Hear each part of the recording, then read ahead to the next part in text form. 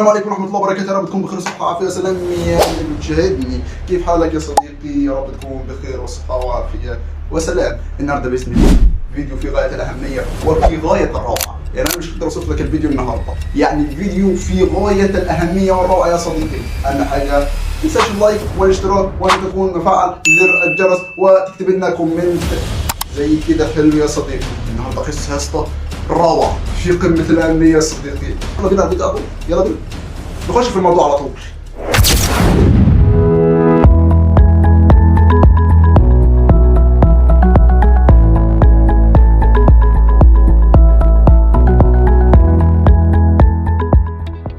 النهارده يا صديقي احنا مش هنتكلم عن اي مغنية وخلاص، احنا هنتكلم عن مغنية لها رمز من رموز التاريخ، صوتها لسه بيتسمع لحد الان وفي قلوب الناس لحد الان يا صديقي.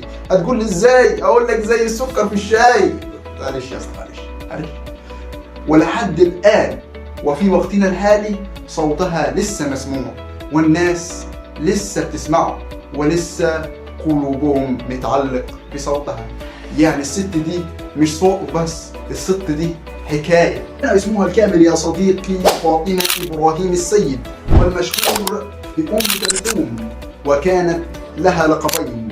أول لقب يا صديقي وهو كوكب الشرق، وطبعا كله عارف كوكب الشرق وما أدراك ما كوكب الشرق يا صديقي. اللقب الثاني سيدة الغناء العربي، وهذا أحدث ضجة كبيرة في الوطن العربي. ولدت يا صديقي أم كلثوم 31 ديسمبر عام 1898. طب تمام، حلو قوي كده يا ابو حميد. ايه تاني؟ بقرية طوماي التابعة لمحافظة الدهقلية بمصر. وكان ابوها يا صديقي ابراهيم السيد يعمل منشدا في المناسبات والافراح والمواليد. طبعا ابوها هو قاعد في بيته والبنت بتلعب، البنت بتغني. طبعا دي طبعا حافظه نشيد يا صديقي او اغنيه مثلا من الفنانات القدماء، وهي وبتغني صوتها طالع بلحن. وانت فاهمني يا صديقي؟ الصوت بتاعها طالع بلحن مش ملحن. في صوت يا صديقي بيكون طالع بلحن، صوتها بيكون ملحن نفسه، فاهم؟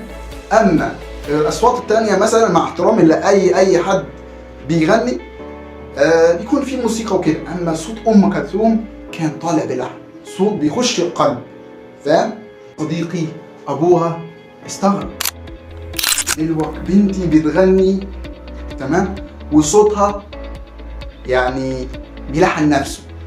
يعني اي اب هيستغل الموقف ده. طبعا هو استغله، يعني ما استغلش الموقف مثلا قال هي عشان بنت مش هينفع مثلا تغني، لا. هو طبعا يا صديقي مجرد ما سمع صوتها والصوت اللي هي بتغنيه واللي ملحن نفسه يا صديقي، اللي ملحن نفسه، اندهش اندهاش لا يوصف. طبعا ابوها يسكت؟ لا، راح يدور في القاهرة عشان يعرف يستغل فرصة صوتها اللي ملحن نفسه يا صديقي، اللي بيخش القلب من القلب للقلب يا صديقي. لما كانت بتغني صوتها طالع بلحن يا صديقي، خليك معايا ايوه خليك معايا، صوتها كان طالع بلحن. طب دلك يعمل ايه ابوها؟ قال انا لازم اقدم لها في اي حاجه عشان تقدر تبني مستقبلها. طب تبني مستقبلها ازاي يا صديقي؟ فكر معايا كده. قال انا لازم اوديها القاهره. طبعا القاهره يا صديقي كانت مهتمه بالفن والاعلام في الشرق الاوسط، كانت متوسعه. صديقي البنت في الوقت ده ما كانتش واخده حقها، فاهم؟ كانت مثلا اي بنت مثلا ما تقدرش تروح تغني، او في حته مثلا انه ما ينفعش، فاهم؟ وبالذات في القرى.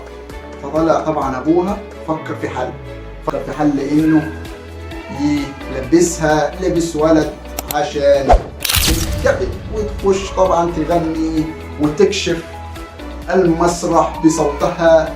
سنة يا صديقي 1923 قررت الأسرة تنقل من قرية إلى القاهرة. تمام، ليه بقى؟ عشان تأمن مستقبل البنت ويكون عندها مستقبل احترافي. طبعا القاهرة كانت قلب الفن والإعلام في الشرق الأوسط يا صديقي. سنة 1924 يا صديقي أم كلثوم تنشر أول تسجيلاتها التجارية. طبعا انتشار غير طبيعي، استماع لتسجيلاتها غير طبيعي في هذا الوقت. وكان طبعا كان نقطة البداية من هنا يا صديقي، نقطة معرفة اسم أم كلثوم من هنا يا صديقي. يا صديقي صوت أم كلثوم انتشر غير طبيعي، كل الناس سمعت صوت أم كلثوم، وكل الناس تعشق صوت أم كلثوم لحد الآن. سنة 1926 يا صديقي أم كلثوم توقع أول عقد مع أكبر شركة تسجيلات في الشرق الأوسط. طبعا مسيرتها يا صديقي بدأت من هنا. 1934 يا صديقي أم كلثوم ولأول مرة تغني في الإذاعة المصرية عند فتحها، ولأول مرة بتصدر الراديو. يعني هو كان مجرد ما فتحت الإذاعة المصرية تصدر الراديو. طبعا الناس سمعت صوتها، وطبعا صوتها الليل قلت لكم هو اللي لحن نفسه.